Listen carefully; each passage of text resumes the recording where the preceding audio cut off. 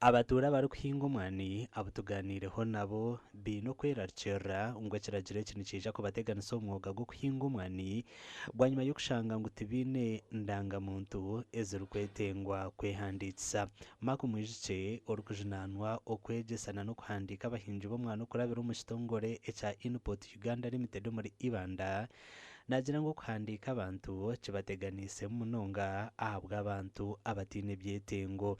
Itwe nk'abari omu technology twine regulator who is NITA.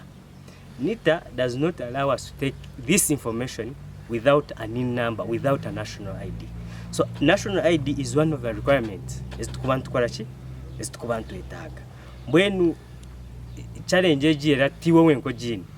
Nohika oshanga omwe taine national ID omugiro tinomanya chikoleho then maybe tutakarijira omuri egi region ningo omuri omuruka tukore ki tuje tuhandike tugende twine ejo information konko mwe nawe azayo bamujanga national ID naza kugifuna omeza atano ogunashaba ekitongore kya NIRA okujwa kukira enshonga egi kitu abari on field kitu abari muno bakora ogw'omurimo kwawe kuri okushaba kwanje ahari NIRA ngwe twanguhizemu abantu batere mu kacobwira kuba ece kiturumu kine deadline omwani tugwine abantu bagwine konka nibagushoroma kubi nibashoroma bagitame bibise bakima kugitame bibise bamara kwanika banika hemshana nk'eshatu bateko mukadiya bakoma higuru omushana onanka ni omwani guhumba gucumara kuhumba harimo ekirunga cyakweta ngo kafeine kikwato muhanda kigenda kandi omuzungu cyakuba nayende eco